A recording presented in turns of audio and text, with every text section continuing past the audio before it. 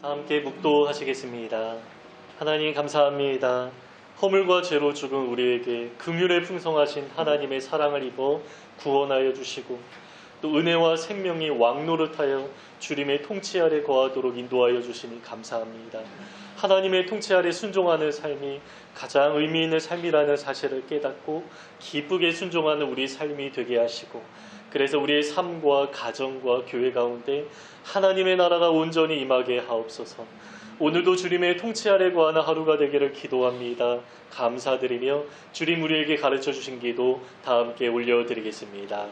하늘에 계신 우리 아버지여, 이름이 거룩히 여김을 받으시오며 나라의 마옵시며 뜻이 하늘에서 이루어진 것 같이 땅에서도 이루어지이다. 오늘날 우리에게 일용할 양식을 주옵시고 우리가 우리에게 죄 지은 자를 사하여 준 것 같이 우리의 죄를 사하여 주옵시고 우리를 시험에 들게 하지 마옵시고 다만 악에서 구하옵소서. 대개 나라와 권세와 영광이 아버지께 영원히 있사옵나이다. 아멘. 교독문 30번 시편 67편 함께 교독하겠습니다. 교독문 30번입니다. 제가 먼저 읽겠습니다. 하나님은 우리에게 은혜를 베푸사 복을 주시고 그의 얼굴빛을 우리에게 비추사 주의 도를 하니 주의 구원을 모든 나라에게 하여주소서. 하나님이여 민족들이 주를 찬송하게 하시며 모든 민족들이 주를 찬송하게 하소서. 온 백성은 기쁘고 즐겁게 노래할지니 주는 민족들을 공평히 심판하시며 땅의 나라들을 다스리실 것입니다. 하나님이여 민족들이 주를 찬송하게 하시며 모든 민족을 주를 찬송하게 하소서. 땅에 그의 소산을 내가 주었으니 하나님 곧 우리 하나님이 우리에게 복을 주시리로다. 하나님이 우리에게 복을 주시리니 땅의 모든 끝이 하나님을 경외하리로다. 아멘. 우리는 이렇게 믿습니다. 전능하사 천지를 만드신 하나님 아버지를 내가 믿사오며 그의 외아들 우리 주 예수 그리스도를 믿사오니 이는 성령으로 잉태하사 동정녀 마리아에게 나시고 본디오 빌라도에게 고난을 받으사 십자가에 못 박혀 죽으시고 장사한 지 사흘 만에 죽은 자 가운데서 다시 살아나시며 하늘에 오르사 전능하신 하나님 우편에 앉아 계시다가 저리로서 산 자와 죽은 자를 심판하러 오시리라. 성령을 믿사오며 거룩한 공회와 성도가 서로 교통하는 것과 죄를 사하여 주시는 것과 몸이 다시 사는 것과 영원히 사는 것을 믿사옵나이다. 아멘. 찬송가 263장 찬양하면서 드린 예물 봉헌하겠습니다.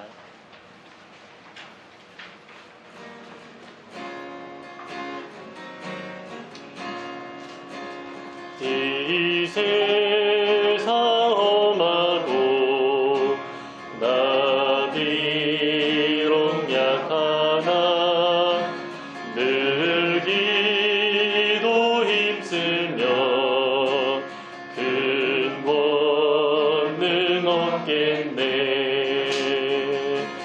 주의 은혜로 대속받아서 비와 같이 붉은 죄 눈같이 이행돼 주님의 권능을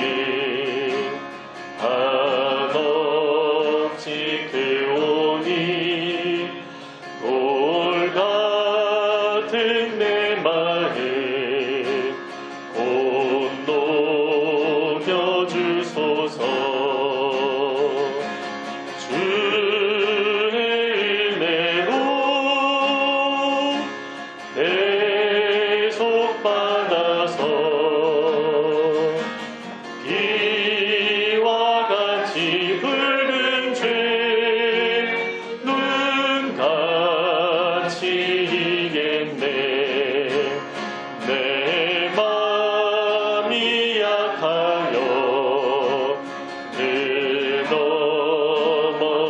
넘어지오니 주 예수 힘주사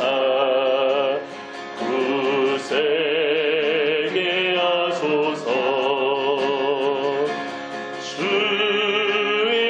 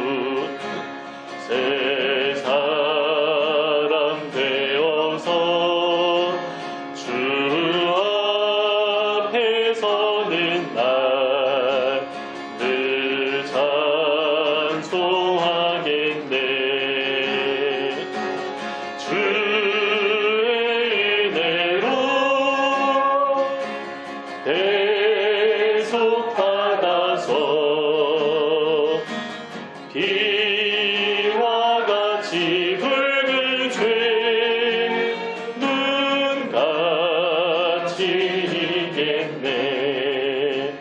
아멘. 네, 우리를 대표해서 임재규 성도님 봉헌기도 드리시겠습니다.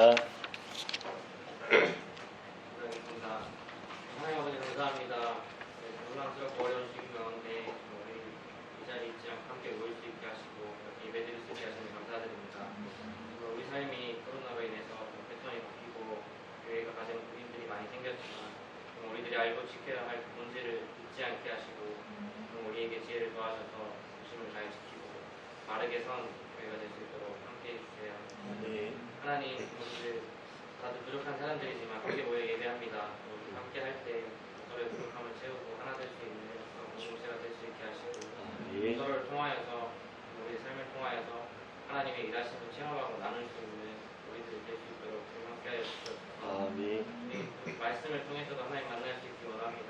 우리 말씀 가운데도 함께 하여 주시고 전하시는 목사님 능력 더하셔서 우리가 말씀 전할 때 듣고 깨닫는 바가 있게 하시고 이 삶이 변할 수 있도록 도와주시옵소서. 아멘. 하나님 이 시기 전 세계적으로 어려운 이 시기 하나님 아버지 함께 하셔서 잘 지나갈 수 있도록 주님 도와주시고 이 시기에 어떤 지혜를 통하여서 다음에 이런 비슷한 일이 있으면 또 한 번 잘 이겨나갈 수 있는 힘을 더하여 주시옵소서. 감사합니다. 이 시간 함께 하실 주님을 찬양합니다. 예수님의 이름으로 기도드렸습니다. 아멘. 네, 산돌 소식 보시겠습니다. 우리 산돌교에 오신 여러분을 주님의 이름으로 환영하고 축복합니다. 우리 서로 바라보시면서 사랑합니다, 축복합니다. 함께 인사하시겠습니다. 네, 우리 한 달에 한 번 이제 기도회를 하는데 돌아오는 금요일입니다. 협력교회와 선교제를 위해서 좀 기도할 텐데 우리가 기도를 통해서 하나님의 나라를 위해서 함께 좀 힘써 나가는 우리의 모습이 되면 좋겠습니다. 네, 그냥 좀 편안하게 계셔도 뭐 괜찮을 것 같습니다. 네, 식사 후에 그룹별 나눔이 있습니다. 오늘은 어떻게 그룹으로 나눌지 궁금하시죠? 네, 그 비밀은 주보에 있는데요. 이제 우리 예배 마치고 제가 이제 말씀을 드리도록 하겠습니다. 너무 거기에 관심 두지 마시고요. 네. 네, 7월 26일 오늘입니다. 오늘 이남희 집사님 생신이고요. 내일은 문성년 형제의 생일입니다. 그래서 오늘 이제 예배 마치고 우리 이제 생일 축하하고 이남희 집사님께는 영상으로 생일 축하 이렇게 노래 함께 좀 불러드리고 이제 축하해드리면 참 좋겠습니다. 8월 중에 전교인 수양회를 좀 이렇게 준비하고 생각하고 있는 중입니다. 그런데 이것을 하려면 좀 장소가 먼저 마련이 돼야 되는데 제가 먼저 장소를 알아보고 그게 이제 준비가 되면 토요일하고 주일 이렇게 좀 양일간 전교인 수양회하고 그곳에서 함께 또 예배하는 이러한 시간들을 가지면 좋겠다. 우리 원래 1년에 한 번씩 이러한 시간들을 가졌는데 이제 올해는 그게 없었죠. 그래서 이번에 혹시 이제 장소가 열리고 상황이 괜찮으면 이제 그러한 시간들을 한번 마련하도록 하겠습니다. 안 될 수도 있지만 이제 될 수도 있죠. 그래서 이제 미리 먼저 말씀드리고 이제 준비하는 그 과정 가운데 기도로 함께 하면 좋겠습니다. 예배 마치고 함께 식사 나누겠습니다. 하나님의 말씀 출애굽기 12장 15절에서 20절까지 보시겠습니다.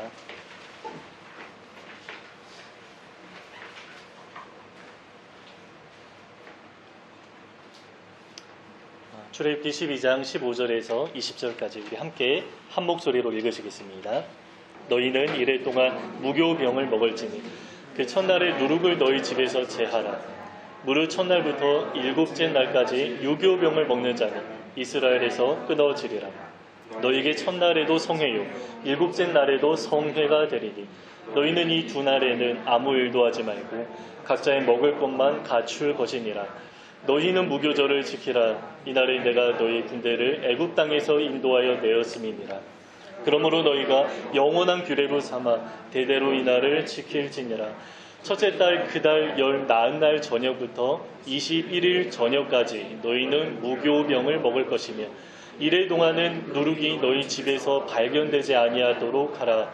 물론 유교물을 먹는 자는 타국인이든지 본국에서 난 자든지를 막론하고 이스라엘 회중에서 끊어지리니 너희는 아무 유교물이든지 먹지 말고 너희 모든 유하는 곳에서 유교병을 먹을지니라. 아멘. 우리 지난주에는 유월절에 담긴 의미에 관해서 함께 나누었는데요. 두 가지 면을 보았습니다. 우리가 주님 안에 거하고 또 주님이 우리 안에 오시는 것입니다. 이것이 조금 추상적인 개념인데요. 이 두 가지 관계가 잘 이루어지면 그 증거가 우리 삶 가운데 아주 구체적으로 나타난다라고 했습니다. 그 증거가 무엇입니까? 우리가 이러한 고백을 드리게 되는데요. 주님 안에서만 안전합니다. 주님 안에서 너무 다행입니다. 이러한 고백을 드리게 되고요. 주님 때문에 충분합니다. 배부릅니다. 만족합니다. 이러한 고백을 드리게 되는 것입니다. 우리도 이러한 고백을 드리면서 주님과의 사랑의 관계를 잘 맺어나가면 좋겠습니다. 6월절이 워낙 중요한 본문인데요. 지난주에 다 나누지 못한 이야기가 있었습니다. 그래서 오늘은 그 지난주 이야기와 함께 오늘 본문 무교절 이야기도 함께 나누도록 하겠습니다.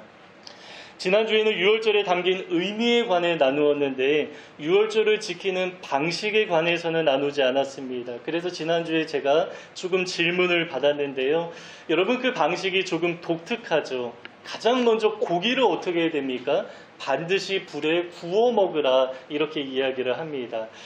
그 이유는 고대 이방 종교에서의 의식과 구별하려는 의도가 있습니다. 고대 이방 종교에서는 고기를 날로 바치고 날로 먹는 행위가 있었다라고 합니다.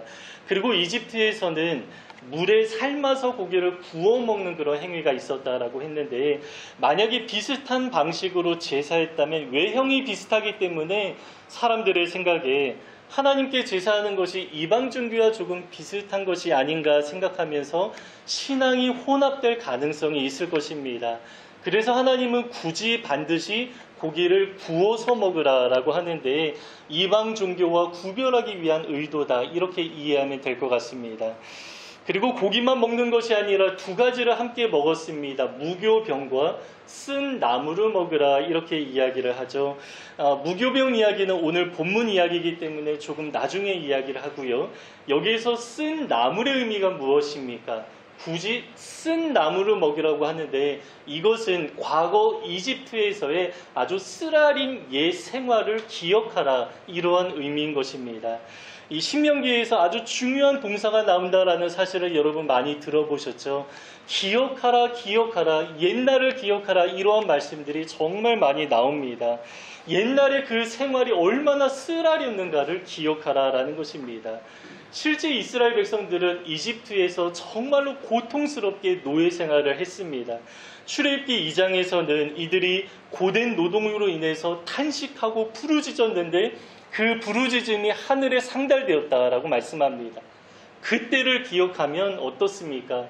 지금 우리가 이렇게 해방되어서 구원받았다, 이 사실이 얼마나 다행스럽고 감사한 일인지 느끼게 되고 구원에 대한 감격 가운데 하나님을 찬양하면서 또 마음에 안심하면서 감사하는 생활을 하게 된다라는 것입니다. 그래서 신명기에서 계속 기억하라, 기억하라 말씀하는 것이죠. 과거의 삶을 기억해야만 지금 우리가 어떠한 은혜를 입어서 구원받은 자녀로 살아가고 있는지 아주 극적으로 느끼게 되고 지금 하나님과 그 생생한 은혜 가운데 개인적인 관계를 맺으며 살아갈 수 있다라는 것입니다. 그래서 바울도 그러한 표현을 자주 사용합니다. 특별히 에베소서 2장 11절에 보면 그러므로 생각하라 라고 말씀하는데 무엇을 생각하라는 것입니까? 제가 그 문맥을 보니까 이것도 마찬가지였습니다. 과거를 생각하라라는 것입니다. 예수 그리스도를 알기 전에 우리가 어떠한 존재였는가? 그때 우리가 어떻게 살고 있었는가 생각하면 지금 우리가 구원받아 살아가는 이 삶과 너무나 큰 차이를 느끼게 된다라는 것입니다. 그래서 어느 분은 믿음은 곧 기억력이다, 이렇게 말하기도 합니다. 왜냐하면 우리는 자꾸 잊어버리기 때문이죠. 그런데 우리 기억에는 한계가 있습니다. 그러면 우리가 어떻게 해야 되는 것입니까? 기억하기 위해서 늘 노력해야 되는데 가장 중요한 것은 누가 보래도 말씀과 기도입니다. 하나님 앞에 늘 나아가야, 하나님의 말씀 앞에 늘 나아가야 우리가 그 하나님의 그 은혜를 깨닫게 되죠. 기도하면 어떻습니까? 성령님의 은혜와 역사가 우리 삶 가운데 있는데 성령님의 역사가 어떠한 것입니까? 늘 기억나게 하신다. 하나님의 은혜를 기억하게 하시는 역사가 있다라고 말씀합니다. 이러한 성령님의 역사가 우리의 신앙생활을 아주 생생하게 만들고 늘 기억하게 하면서 지금 이 자리에서 하나님과 개인적인 아주 생생한 그런 신앙의 관계를 만들어주는 것입니다. 이처럼 쓴 나무로 먹는 것은 과거의 삶을 기억하는 것인데요. 우리도 과거를 늘 기억하면 좋겠습니다. 그래서 우리가 지금 누리고 있는 은혜가 얼마나 귀한 것인지 늘 생각하며 감사하며 특별히 하나님을 찬양하고 감탄하며 그렇게 살아가는 우리 모습이 되면 참 좋겠습니다. 그리고 먹는 방식이 있는데요. 조금 독특하죠. 허리에 띠를 띠고 발에 신을 신고 손에 지팡이를 잡고 아주 급하게 먹으라 이렇게 말씀합니다. 이 모습은 출애굽을 할 때 아주 급하게 떠나오는 모습을 연상하게 하는 것입니다. 그러니까 당시의 그 상황을 머리로 기억할 뿐만 아니라 더 나아가서 어떻게 하는 것입니까? 직접 그 상황을 연출해보라 이렇게 이야기를 하는 것입니다. 이 교회마다 성찬절 때 그 연극을 많이 하는데요. 왜 그렇게 합니까? 그때 그 상황을 생생하게 돌아보면서 예수님의 오심을 기억하는 의미가 있습니다. 실제로 선지자들이 그러한 모습으로 살았던 것을 발견하게 됩니다. 하나님의 말씀을 그냥 입으로 말로만 전한 것이 아니라 자기의 삶으로 풀어내는데 연극하는 모습이 참 많았습니다. 특히 에스겔서에 보면 그러한 모습이 많이 나오는데요. 예루살렘 성의 그 모양을 흙으로 만들고 그 앞에서 왼쪽으로 390, 또 오른쪽으로 40일을 돌아 눕는 행위가 있었습니다. 이것을 통해서 북이스라엘과 남유다의 죄악을 고발하는 그런 연극을 통해서 상징적인 의미로서 고발하는 그러한 모습들이 있었습니다. 한 번은 자기의 그 머리털과 수염을 깎아서 불사르고 흩으면서 부정하게 된 이스라엘 백성들의 모습을 아주 적나라하게 드러내는 그러한 모습도 있었습니다. 그래서 그는 일종의 연기하는 사람, 연극을 통해서 상징적으로 메시지를 전달하는 사람 이렇게 말할 수도 있습니다. 여러분 심지어 호세아 선지자는 어떻습니까? 그의 결혼 생활 자체가 메시지였습니다.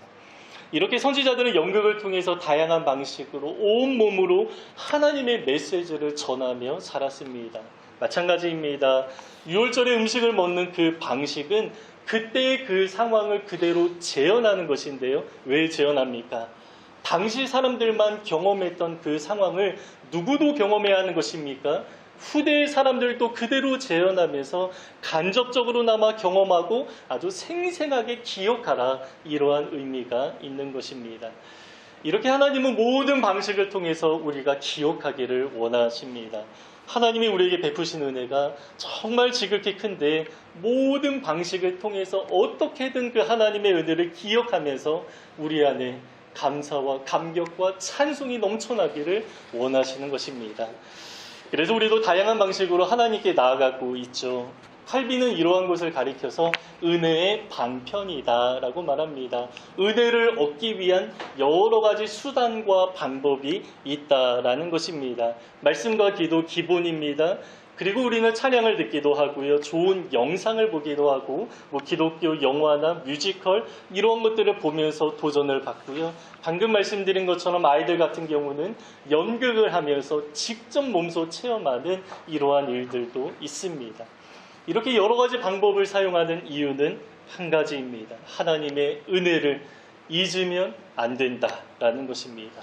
그래서 하나님은 구약 백성에게 무엇을 주셨습니까? 절기를 주셨습니다. 우리도 하나님의 은혜 가운데 거하기 위해서 이 다양한 신앙의 방편을 사용하면서 은혜 가운데 거하는 우리의 모습이 되면 좋겠습니다. 이제 오늘 본문에 관한 이야기를 나누려고 하는데요. 무교절이죠. 무교절은 6월절부터 시작합니다. 6월절과 이제 맞닿아 있으면서 이어지는 것입니다. 6월절은 1월 14일인데 이후 7일간 1월 21일까지 무교병을 먹는 기간입니다. 여러분 무교병 무엇입니까? 많이 들어보셨죠? 그 밀이나 보리로 만든 빵인데요. 여기에 효소 역할을 하는 누룩을 제거한 것. 그러니까 그것을 넣으면 오늘 본문에서 유교물이라고 하고요. 그것을 제거하면 무교병이라고 말합니다. 근데 무교병은 어떻습니까? 효소가 없기 때문에 부드럽지 않고 아주 딱딱하고 또 맛도 별로 없다라고 합니다. 그런데 굳이 이렇게 맛없는 무교병을 7일간이나 먹으라고 하는데 오늘 본문의 분위기가 여러분 어떻습니까? 아주 엄격합니다. 아주 단호하게 말씀하는 것입니다. 누룩 넣은 것을 먹지 말라고 하실 뿐만 아니라 집에서 누룩이 발견되지 않도록 다 청소를 하라, 집 밖으로 다 내어버리라, 이렇게 이야기를 합니다. 실제로 유대인들은 그렇게 했다라고 합니다. 그래서 무교절에는 누룩을 넣어서 만든 과자나 빵 같은 것들은 만드는 행위조차 아니라 이미 만들어 놓은 것들까지도 집에서 다 제거해 버린다라고 합니다. 만약에 그렇게 하지 않고 유교물을 먹으면 어떻게 됩니까? 아주 무섭게 말씀하죠. 이스라엘 백성 가운데 끊어진다.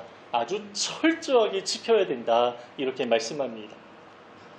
그러면 여러분, 무교병을 먹는 의미가 무엇입니까? 누룩이 없어야 한다라는 것인데요. 이 누룩의 의미는 신약에서 바울이 해석해서 말해줍니다. 그것이 무엇이냐? 죄를 말하는 것입니다. 그래서 갈라디아서와 고린도전서 5장에는 이 누룩이 바로 이제 죄에 얼룩진 우리의 옛 생활을 가리키는 것이다. 이렇게 말하는 것입니다. 그러니까 누룩이 없어야 된다. 무슨 의미입니까? 과거와 단절하라는 것입니다. 이 의미는 방금 제가 말씀드린 유월절에 먹는 쓴 나물과 서로 보완하는 의미가 있습니다. 여러분, 쓴 나물의 의미는 무엇입니까? 과거를 기억해야 된다는 것입니다. 우리가 과거에 얼마나 소망 없는 삶을 살아갔는가, 얼마나 어둡게 살아갔는가를 기억하라라는 것입니다. 그런데 무교병은 무엇입니까? 똑같이 과거인데요. 과거를 기억할 뿐만 아니라 과거를 단절하라, 이렇게 이야기를 하는 것이죠. 그래서 우리가 쓴 나물을 먹으면서 과거는 기억하되 어떻게 합니까? 무교절을 지키면서 죄에 얼룩진 과거의 삶으로부터 완전히 단절하고 우리가 새로운 삶을 살아가야 된다. 이러한 의미가 있는 것입니다. 그러면 왜 과거와 단절해야 되는 것입니까? 죄의 영향력은 생각보다 너무 크기 때문입니다. 그래서 누룩을 죄에 비교하는 것이죠. 누룩은 빵을 부드럽게 만들면서 이렇게 부풀리는 역할을 하는데 아주 작게 넣어도 그 작은 양의 빵을 아주 크게 부풀린다라고 합니다. 그래서 신약 곳곳에서 적은 누룩이 온 땅을 부풀린다라고 말씀합니다. 누룩이 작다고 무시할 수 없다라는 것입니다. 작지만 아주 큰 영향력이 있습니다. 아주 작은 죄라도 우리의 온 몸에, 우리 공동체 가운데 작은 죄가 들어오면 공동체 전체 가운데 오염이 되는 이러한 성격이 바로 죄에 있다라고 이야기를 하는 것입니다. 그래서 아주 엄격하고 단호하게 말씀하시면서 아주 철저하게 제거하라, 이렇게 말씀하는 것이죠. 그 찰스 스펄전의 아주 유명한 비유가 있는데요. 어느 사람이 의자 위에서 아래에 있는 사람을 이제 끌어올리는 것보다 더 쉬운 것이 무엇입니까? 아래에 있는 사람이 의자 위에 있는 사람을 끌어내리는 것이 더 쉽다라고 이야기를 합니다. 이것이 무슨 의미입니까? 우리가 세상에서 거룩한 영향력을 일으키는, 선한 영향력을 일으키는 것보다 세상에서 우리가 죄에 물드는 것이 더 쉽다라는 것입니다. 죄에 오염되는 것이 더 쉬운 일입니다. 그만큼 죄의 영향력은 우리의 생각보다 더 진하고 더 큽니다. 그래서 레위기와 민수기에서도 죄에 관해 이야기할 때에 죄는 전염되는 성격이 있다. 그러나 거룩은 전염되지 않습니다. 거룩은 개인적으로 홀로 지켜야 하는 것들입니다. 그러나 죄는 오염되는 성격이 있다라고 이야기를 합니다. 그래서 죄가 아주 쉽게 오염되기 때문에 그 오염을 처리하는 규정에 관해서 굉장히 많이 말씀합니다.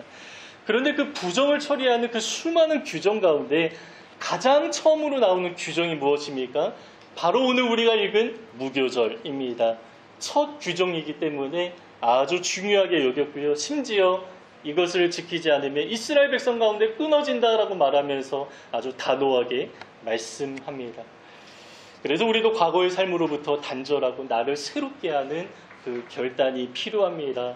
가만히 있으면 죄성이 나를 사로잡아 옵니다. 마치 바다에서 수영할 때 열심히 헤엄치지 않으면 바다 가운데 빠지는 것과 마찬가지입니다. 제가 종종 말씀드리지만 여러분, 우리가 아무것도 하지 않으면 중간 정도 가는 것이 아니라 아무것도 하지 않으면 죄성이 우리를 끌어내기 때문에 우리의 신앙이 퇴보할 수밖에 없습니다. 그래서 오늘 본문의 무교절의 의미가 우리 삶 가운데 적용돼야 하는 것이죠. 그런데 본문에서 누룩을 이제 먹지 말라 이 말은 이제 죄를 제거하라, 이제 죄를 짓지 말라 뭐 그런 의미겠죠. 그러나 누룩을 먹지 말라라고 말씀하실 뿐만 아니라 뭐라고 말합니까? 집안에 있는 모든 누룩을 제거하라라고 말합니다. 죄를 짓지 말라 이것뿐만 아니라 죄의 유혹거리조차 다 내 삶의 환경 가운데 제거하라는 것입니다. 왜냐하면 우리 사람은 환경의 영향을 많이 받기 때문이죠. 그래서 내가 죄를 안 짓는 것도 중요한데요.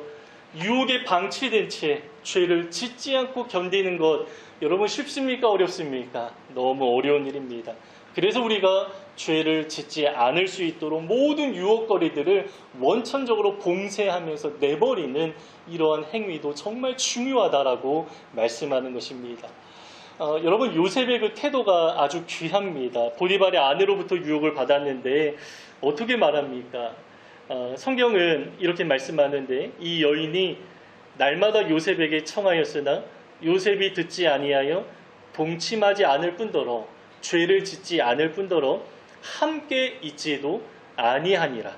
함께 있는 그 모든 상황을 최대한 피했다라고 말씀합니다. 그럼에도 하루는 보디발의 아내가 요셉의 옷을 막 잡으면서 유혹하는데 그 옷을 버려두고 도망 나왔다. 최대한 그 상황을 피했다라고 말씀합니다. 이 고린도전서 6장에서도 음행을 피하라라고 하는데 죄를 지을 수 있는 그 상황에서 도망하여 나오라라는 것입니다. 왜냐하면 우리 사람이 어떻습니까?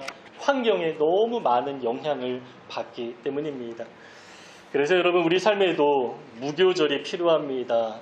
우리의 삶의 유혹거리를 제거하면서 우리 영혼의 대청소를 해야 한다라는 것입니다.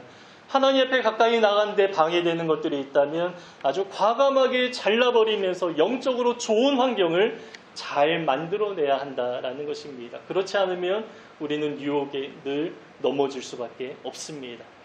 여러분 우리가 예전에 공부할 때 내가 집중할 수 있는 아주 최적의 환경을 만들어내지 않습니까?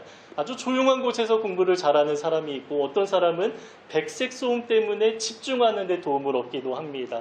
어떤 사람은 집에 혼자 있어야 공부가 잘 되고요. 어떤 사람은 많은 사람이 있는 카페나 도서관에 가야 공부가 잘 되는 사람도 있습니다. 마찬가지입니다. 영적인 생활도 나에게 가장 적절한 그 환경을 만들어내는 것이 참 중요합니다. 여러분 TV 틀어놓으면서 말씀에 집중할 수 있겠습니까? 가능하지 않겠죠. 기도도 마찬가지입니다. 핸드폰으로 할 수 있는 것이 너무 많은데 우리가 기도하는 시간만큼은 좀 핸드폰이나 여러 가지 것들을 좀 멀리 두면서 하나님만 집중할 수 있는 그런 환경들을 만들어내는 이러한 태도가 참 중요할 것입니다. 우리가 어릴 때 많이 들었던 흔한 사례인데 이 다니엘도 우리에게 아주 귀한 모범이 됩니다. 그는 바벨론의 포로가 되었지만 이 귀족으로서 왕궁에 거하게 되었는데 그가 결단한 것이 있죠. 왕의 음식 그리고 왕의 포도주를 자기를 더럽히지 않겠다라는 것입니다. 이것이 어떤 의미인지는 명확하지 않습니다. 뭐 레위기의 규정 때문이다 이렇게 말하는 사람도 있고 바벨론의 우상 숭배와 관련된 음식이었다 이렇게 말하는 사람들도 있습니다. 확실하진 않지만 그러나 아주 분명한 사실이 있습니다. 하나님 앞에 다니엘이 결단했다라는 것입니다. 다니엘이 완전히 새로운 문화 속으로 들어가는데요. 처음에는 포로의 신분으로 들어간 것이죠. 그러면 얼마나 긴장되고 두려웠겠습니까? 어떻게 하면 그 문화 속에 내가 살아남을 수 있을까? 어떻게 하면 왕이나 주변 사람들의 눈에 들 수 있을까? 생각할 수도 있었을 텐데 다니엘의 마음 가운데는 그러한 생각보다 마음에 아주 큰 결단이 있었던 것 같습니다. 왜냐하면 왕의 눈에 드는 것보다 내가 그 바벨론의 문화에 잘 적응하는 것보다 더 중요한 것이 무엇입니까? 하나님 앞에서 구별된 백성으로서 어떻게 살아가야 하는가. 이것이 다니엘의 최대의 관심사였기 때문입니다. 사람들의 눈에 드는 것보다 더 중요한 것이 하나님의 눈에 드는 것이 다니엘에게 너무나 중요했습니다. 그래서 마음에 결단하고 구별된 삶을 살아가기로 작정하고 구별된 환경을 다니엘이 스스로 만들어내기 시작합니다. 그것이 무엇입니까? 환관장 아스브나스를 설득하는데요. 그를 설득해서 왕의 진미와 포도주 대신에 우리는 채소만 먹겠습니다. 이렇게 부탁하는 것이죠. 그러나 여러분 그냥 부탁하는 것이 쉬운 일이 아니었습니다. 왜냐하면 환관장이 이렇게 말했습니다. 너희가 그렇게 행하면, 그러니까 다니엘과 세 친구가 함께 결단한 것이죠. 너희가 그렇게 하면 내가 왕 앞에서 위태로워진다. 내가 위험하다. 이렇게 이야기를 할 정도입니다. 그러나 다니엘이 한번 열흘간 나를 좀 시험해 보십시오 라고 하면서 설득하는 과정이 있었고요. 하나님이 이 과정 가운데 아주 명확하게 개입하셔서 구별된 환경에서 구별된 삶을 살아갈 수 있도록 그의 결단 가운데 역사하셔서 그러한 환경들을 만들어낼 수 있도록 주님이 도와주십니다. 여러분, 우리도 다니엘처럼 결단할 부분들이 있다면, 또 성령님이 생각나게 해주신 것들이 있다면 좀 과감하고 단호하게 결단하면서 여러분, 유혹거리는 방치하면 안 됩니다. 이러한 것들 우리가 과감하게 내어버리는 그 무교절의 의식이 우리 삶 가운데 잘 나타나면 좋겠습니다. 우리가 사는 시대는 죄에 대해서 상당히 관용적인 분위기가 있습니다. 로마서 1장 마지막에 보면 바울이 죄의 목록을 잘 나열하는데, 이 죄의 목록을 나열하면서 그 마지막에 이렇게 말합니다. 이 죄를 죄로 인정하지 않는 사람이 있다라고 합니다. 이렇게 말씀하는데요. 이 같은 일을 행하는 자는 사형에 해당한다고 하나님께서 정하심을 알고도 자기들만 죄를 행할 뿐만 아니라 또한 그러한 일들을 행하는 자들을 옳다 하느니라. 이러한 사람들이 있다라고 하죠. 죄를 죄라고 말하지 않고요. 자기도 그 죄를 지으면서 다른 사람들에게도 괜찮아, 그거 옳은 거야, 괜찮다라고 말하는 사람들이 있다라는 것입니다. 동성애가 죄가 아니라고 말하는 사람들이 세상뿐만 아니라 이 기독교 세계 안에서도 많아지고 있습니다. 하나님은 너무나 분명하게 죄라고 명시하는데 아니야, 성경의 의미는 그게 아니야 라고 괜찮다라고 하면서 오히려 그들을 보호해야 된다 두둔하는 그러한 사람들이 많이 생겨나고 있습니다. 여러분, 불륜은 어떻습니까? 요즘에 불륜도 죄가 아니라고 하고 실제 5년 전에는 간통죄도 폐지되었습니다. 부부의 세계라는 드라마에 나온 대사가 있다라고 하죠. 불륜을 정당화하는데 사랑하는 게 죄가 아니잖아. 여러분, 그 사랑이라는 그 고귀한 단어를 아니, 저는 이게 너무 가슴이 아픕니다. 이게 좀 이렇게 웃긴 말이기도 한데 너무 방역적인 말 아닙니까? 사랑하는 게 죄가 아니죠. 근데 여러분, 성경에서는 불륜을 죄라고 너무나 명시하는데 정말 하나님 앞에 대놓고 반역하듯이 말하는 것 같습니다. 그러면서 이러한 용어를 온 세상에 다 퍼지게 만드는데 농담식으로 사람들이 이러한 이야기들을 많이 하는 그러한 세대 가운데 우리가 살아가고 있습니다. 그래서 어쩌면 우리도 이 죄에 대해서 조금 무뎌지고 어쩌면 조금 관용적인 태도를 가지고 살아가고 있지는 않은지 우리가 돌아볼 필요가 있습니다. 나의 끈 예수의 시작이라는 책에 나온 이야기인데요. 100년 전만 해도 영어 사전에 죄의 동의어가 상당히 많았다라고 합니다. 신약 성경에도 죄에 관해서 무려 33개의 단어를 번갈아 가면서 죄와 관련된 동의어가 33개나 있다라고 합니다.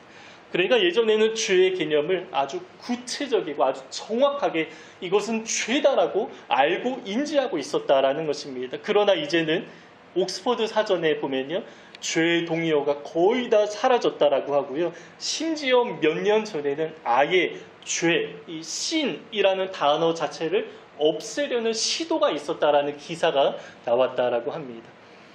그래서 이제는 죄를 죄라고 아주 분명하게 말하지 않고 희석시키죠.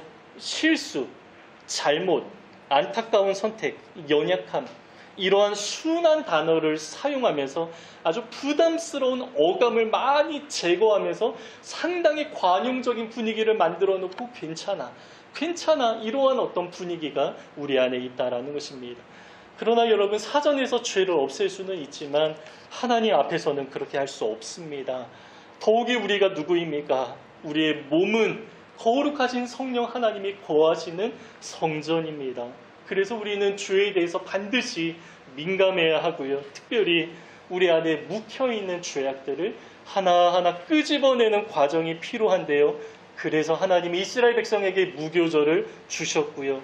영혼의 대청소를 할 수 있는 그러한 기회를 백성들에게 주시고 우리에게도 그 의미를 전해주신 것입니다.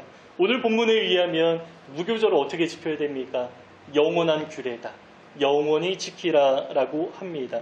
무교절 자체를 영원히 지키라 이런 의미가 아니라 무교절에 담긴 의미가 우리 삶 가운데 영원히 지속적으로 나타나야 한다라는 것입니다. 게다가 무교절은 7일간 지키는 것입니다. 7은 완전수이고 우리의 전 생애를 상징하는 숫자입니다. 그래서 무교절의 의미가 우리 지금 삶 가운데 아주 지속적으로 전 생애 가운데 나타나야 한다라는 것입니다. 고린도전서 5장 7절에 이런 말씀이 있습니다. 너희는 누룩 없는 자인데 새 덩어리가 되기 위하여 묵은 누룩을 내버리라. 우리의 유월절 양 곧 그리스도께서 희생되셨느니라. 무교절의 의미를 적용했습니다. 우리가 무교절의 삶을 살아가야 하는데 그 이유가 무엇입니까? 예수님이 우리를 위해서 희생당하셨기 때문이다라고 말씀합니다. 그래서 무교절의 의미가 어디에서 성취됩니까? 예수님의 십자가 안에서 성취되었습니다. 그리고 우리는 어디 안에 거하고 있습니까? 십자가 안에 거하고 있기 때문에 그 무교절의 의미가 대대로 우리 삶 가운데 살아 있어야 한다라는 것입니다. 여러분, 하나님은 죄를 정말 무겁게 여기십니다. 오늘 말씀의 그 분위기와 어감이 어떻습니까? 정말로 단호하게 느껴지는데 죄를 향한 하나님의 태도를 잘 느낄 수 있습니다. 여러분, 죄의 결과가 무엇입니까? 죄의 결과를 한마디로 말하면 십자가입니다. 여러분, 십자가 얼마나 끔찍합니까? 죄를 향한 하나님의 진노가 죄인인 우리에게 주어져야 되는데 예수님이 대신 당하셨죠. 죄를 향한 하나님의 그 무서운 진노를 우리가 십자가를 볼 때마다 알고 느낄 수 있다는 것입니다. 그 정도로 하나님은 죄를 싫어하십니다. 그래서 집안의 누룩을 다 청소하게 원하시고 누룩을 먹지 말라 말씀하는 것입니다. 우리가 이 하나님의 마음에 반응하여서 이번 한 주간은 철저하게 회개하고 죄악의 습관을 내버리는 결단이 있으면 좋겠습니다. 성령님이 우리의 마음을 누르시고 무겁게 하실 때가 있는데요. 여러분, 그때가 은혜입니다. 우리 죄악을 생각나게 하실 때마다 애통하는 마음으로 우리가 하나님 앞에 철저하게 회개하고 단호하게 되어버릴 때 하나님 우리의 영혼을 새롭게 하시고 아주 가볍고 깨끗하게 우리를 만드실 것입니다. 이번 한 주간 무교절의 삶을 살아가시는 우리 모두가 되시기를 주님의 이름으로 축복합니다. 오늘 본문 다시 한번 읽고 설교 마치겠습니다. 15절부터 20절까지입니다. 함께 읽겠습니다. 너희는 이래 동안 무교병을 먹을지니 그 첫날에 무릇 첫날부터 일곱째 날까지 유교병을 먹는 자는 이스라엘에서 끊어지리라. 너희에게 첫날에도 성회요 일곱째 날에도 성회가 되리니 너희는 이 두 날에는 아무 일도 하지 말고 각자의 먹을 것만 갖출 것이니 너희는 무교절을 지키라. 이날에 내가 너희 군대를 애굽 땅에서 인도하여 내었음이니라. 그러므로 너희가 영원한 규례로 삼아 대대로 이날을 지킬지니라. 첫째 달 그 달 연 나은 날 저녁부터 21일 저녁까지 너희는 무교병을 먹을 것이요 이래 동안은 누룩이 너희 집에서 발견되지 아니하도록 하라. 무릇 유교물을 먹는 자는 타국인이든지 본국에서 난 자든지 막론하고 이스라엘 회중에서 끊어지리니 너희는 아무 유교물이든지 먹지 말고 너희 모든 유하는 곳에서 무교병을 먹을지니라. 아멘. 우리 본 어게인 함께 찬양하면서 나는 새롭게 태어났습니다. 새 인생을 오늘도 새롭게 살아가기 원합니다. 우리 다시 한번 결단하는 마음으로 함께 찬양하면 좋겠습니다.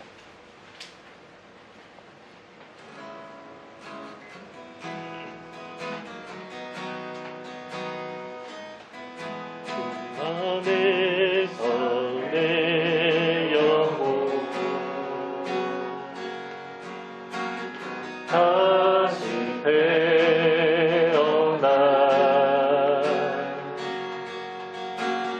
이전 것이 지나고 새롭게 됐네. 죄로 물든 내 모습 예수와 함께 죽고 부활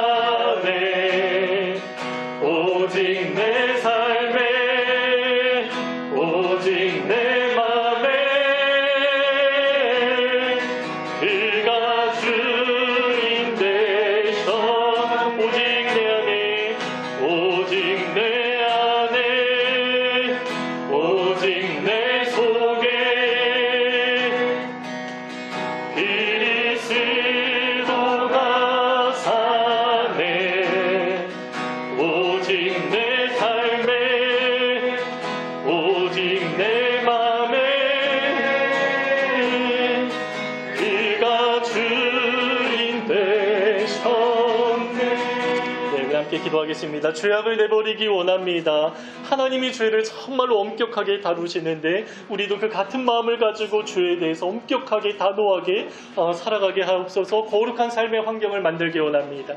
우리 말씀을 기억하면서 함께 기도하겠습니다. 아버지 하나님, 우리가 하나님 이 죄악에 하나님 죄를 어떻게 상대합니까? 아버지 하나님, 우리 마음 가운데 아버지 정말 예수 그리스도 하나님 내 안에 오시고 우리가 예수 그리스도 안에 거함으로 정말 온전히 새로운 사람으로 하나님이 만들어 주셨는데 아버지 죄에 대해서 우리가 정말 모든 것들을 내버리면서 아버지 정말 거룩하고 하나님 순결한 아버지 그의 삶을 살아갈 수 있도록 하나님 인도하여 주시옵소서. 아버지 죄를 바라볼 때마다 애통할 수 있도록 하나님 주님을 도와주시고 아버지 하나님 죄를 향한 하나님의 진노가 얼마나 무서운 것인가, 하나님이 얼마나 탄호하게 여기시는가 아버지 우리가 느끼면서 아버지 같은 마음으로 죄를 향하여서도 우리도 탄호하게 아버지 하나님 살아갈 수 있는 하나님의 모습이 되도록 아버지 인도하여 주시기를 하나님 기도합니다. 이번 한 주간 우리가 무교절의 삶을 살아갈 수 있도록 인도하여 주시옵소서. 우리의 영혼을 대청소를 하기 원합니다. 무교절을 행하기 원합니다. 기도할 수 있는 환경, 말씀의 환경을 만들어내도록 하나님 인도하시고 죄악의 습관들과 죄악의 환경들을 하나하나 다 내어버릴 수 있는 하나님의 결단이 아버지 마주는 가운데 나타나도록 하나님 인도하여 주시옵소서. 아버지 그래서 나는 새로워졌습니다 선언하고 아버지 나는 이제 새롭게 살아가기 원합니다 고백하며 아버지 살아갈 수 있는 하나님 우리 모든 삶으로 아버지 하나님 주님이 축복하여 주시기를 하나님 기도합니다. 우리 한 사람 한 사람 하나님 무교절이 아버지 우리 인생 가운데 나타나도록 하나님 인도하여 주시고 특별히 하나님 오늘의 시간을 따라하며 아버지 새롭게 살아갈 수 있도록 아버지 하나님 주님이 도우시고 하나님 역사하여 주시옵소서. 아버지 하나님 주님이 하나님 역사하여 주시옵소서. 하나님 무교절을 통해 하나님이 죄를 얼마나 싫어하신지 알게 하시니 감사합니다. 그 하나님의 마음 따라 우리도 죄를 거절하고 죄악의 삶과 단절하며 살아가는 우리 모습이 되게 하옵소서. 요셉과 다니엘이 결단하며 살아간 것처럼 우리에게도 그러한 단호한 마음을 허락하여 주시고 성령님 크신 힘으로 우리를 도우셔서 결단한 대로 살아갈 수 있도록 도와주시옵소서. 우리 한 주간 특별히 무교절의 삶을 살아가기 원합니다. 그 어느 때보다 경건하고 거룩한 삶이 되기 원합니다. 하나님이 영원한 규례라고 말씀하여 주셨는데 이러한 삶이 앞으로도 지속되도록 주님 은혜 부어주시고 우리를 붙들어 주시옵소서. 우리는 할 수 없지만 주님께 모든 걸 의탁합니다. 주님이 우리 삶 가운데 행하여 주시옵소서. 감사합니다. 이 모든 기도 우리 구주 예수 그리스도의 이름으로 기도드립니다. 아멘. 우리 다 함께 일어나셔서 모든 영광과 찬양하시고 함께하는 축복 기도로 예배를 마치겠습니다.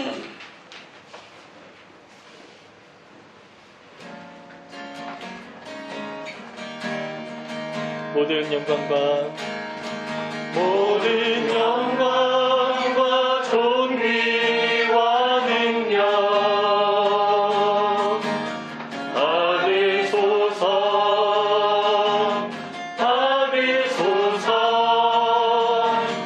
영광과 존귀와 능력 받으소서.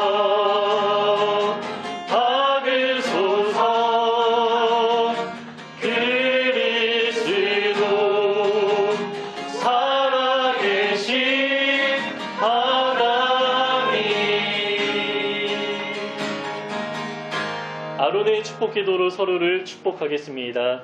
여호와는 내게 복을 주시고 너를 지키시기를 원하며 여호와는 그의 얼굴을 내게 비추사 은혜 베푸시기를 원하며 여호와는 그 얼굴을 내게로 향하여 드사 평강 주시기를 원합니다. 지금은 우리 구주 예수 그리스도의 은혜와 아버지 하나님의 영원하신 사랑하심과 보혜사 성령님의 함께하심이 묵은 누룩을 내어버리며 영혼의 대청소를 하며 살아가기 원하는 사랑하는 우리 산돌교회 모든 성도님들 가운데 지금부터 영원까지 함께 있을지어다. 아멘. 우리 하나님께 영광의 박수 드리겠습니다.